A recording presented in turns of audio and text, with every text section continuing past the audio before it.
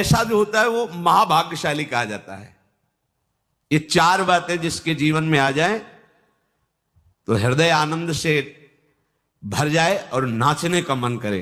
ये चार बातें, और ये चार बातें उसी के जीवन में आती है जिस पर भगवान की विशेष कृपा होती है।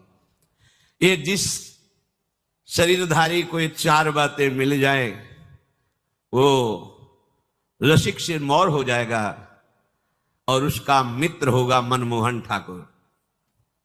ललित त्रिभंगी श्याम सुंदर अखिल ब्रह्मांडों का नायक तुम्हारा दोस्त बन जाएगा अगर ये चार बातें तुम्हारे जीवन में हैं। पहला, ब्रज में जन्म, दुर्लभ बात। अब हम इस पंक्ति में कैसे खड़े हो? ब्रज में जन्म हमारे हाथ की बात है, फिर तो हमारा मनुष्य जन्म गया। इसका क्या उपाय है कि इस पहली पंक्ति पे हम खड़े हो जाए? तो दीक्षा से नया जन्म माना जाता है। यदि वृंदावन रस का चिंतन करने वाले रसिक शिरोमणि सदगुरुदेव का आश्रय लिया जाए तो आपका ब्रज में जन्म माना जाएगा, क्योंकि आपका नया जन्म हुआ है। ये शास्त्र सम्मत बात है कि दीक्षा एक नया जन्म होता है। जो दीक्षा देने वाला है वो हमारा असली माता पिता है। क्योंकि आप कहोगे नकली भी होते हैं, हाँ हाँ, ये नकली है शरीर, ये टिकाऊ नहीं है। 50 वर्ष, 80 वर्ष, 100 वर्ष। लेकिन गुरुजी ने जो जन्म दिया है वो दिव्य चिदानंद भाव देह की प्राप्ति का है, और वो अनंत काल तक प्रियालाल के समीप रहेगा। जो मंत्र मिलता है, जो नाम मिलता है, वो प्रभु मिल गए। अभी आप समझ नहीं पा रहे। चेक हाथ में आ गई अरब रुपया की तो अरबपति बन गए, पर अभी 1 रुपया खर्चा करने के लिए हाथ में नहीं है। अब वो कार्य उसका आगे बढ़ेगा।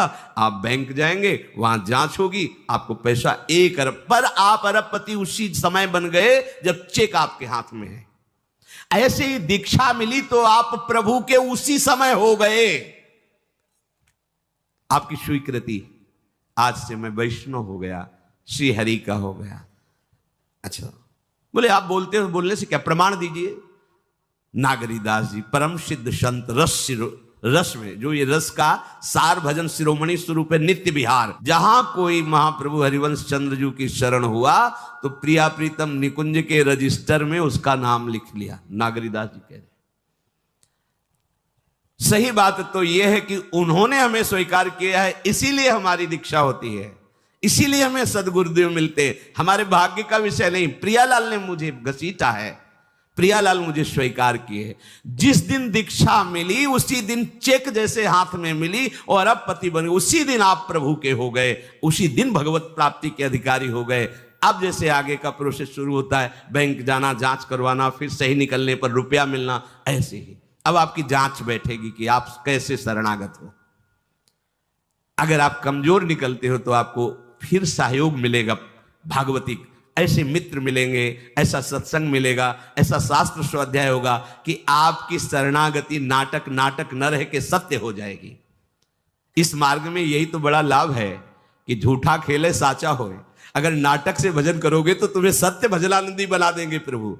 ये बड़े कृपालु है। तो दीक्षा नया जन्म माना जाता है। तो हमने यदि वृंदावन ब्रज के रसिक शिरोमणियों का आश्रय लेकर उनसे दीक्षा ली तो हमारा नया जन्म हो गया। शरीर का जन्म और दीक्षा का जन्म, इनमें दीक्षा का जन्म विशेष महत्वपूर्ण माना जाता है। तो एक शरीर का जन्म हुआ ब्रज में और एक हुआ दीक्षा का जन्म। तो हम शरीर के जन्म में तो ब्रह्मा के विधान से चलते हैं, लेकिन दीक्षा के जन्म में साक्षात श्री हरि के विधान से चलते हैं। हरि ने मुझे जन्म दे दिया, अब हम पक्के ब्रजवासी हुए, क्योंकि हमारा जन्म हो गया। क्या? दीक्षा जन्म। इसे कोई नहीं काट सकता त्रिभुवन में, यह सिद्धांत है। अच्छा, ब्रज में सुअर, कुत्ता, कीट पतंग के रूप में जन्मे, अहोभाग्य, महापुरुषों ने मांगा है। पर कह रहे दूजो मानुष तन, और कई मनुष्य शरीर से तो हम कथा कह सकते हैं, सुन सकते हैं, नाम कीर्तन कर सकते हैं, नृत्य कर सकते हैं, प्रभु के लिए चीख चीख कर पुकार सकते हैं, और हम प्रभु की सेवा कर सकते हैं। लेकिन हम पशु पक्षी बने तो हम श्री जी की सेवा नहीं कर पाएंगे, हम प्रभु का यश नहीं गा पाएंगे, हमारी भाषा पशुवत रहेगी। वो दिव्य निकुंज की बात अलग है। देखो ना यहाँ पशु पक्षी सब सौभाग्यशाली, तो कैसा जीवन है। अगर मनुष्य जन्म है, देखो आप बैठे सत्संग सुन रहे हो, आप नाम कीर्तन, आप पद में नृत्य करेंगे, आनंदित होंगे। मनुष्य जन्म और ब्रज में जन्म, मनुष्य जन्म ब्रज में जन्म, जन्म का मतलब आप निराश नहीं होंगे, ये सिद्धांत मान लीजिए। दीक्षा एक नया जन्म, तो हम भी ब्रजवासी। हरिराम व्यास जी कह रहे ना, हे हरि हम कब हुई हैं ब्रजवासी। तो हरिवंश महाप्रभु की शिष्यता स्वीकार की, अखंड वृंदावन वास आजीवन हरिराम व्यास जी ने किया। क्योंकि मनुष्य शरीर में विद्या और ज्ञान का प्रकाश होता है, अन्य जीवों के शरीरों में नहीं। इसलिए मनुष्य जन्म और ब्रज में जन्म। और इसके बाद तीसरी बात कह रहे हैं, हरि मिलन की लालसा, भगवत प्राप्ति का उद्देश्य। ये जो चार बातें बता रहे बड़ी दुर्लभ है। ब्रज में जन्म, मनुष्य शरीर से जन्म, और हमारे हृदय में भगवत प्राप्ति की लालसा। बोले भगवत प्राप्ति की लालसा तो बहुत कठिन है।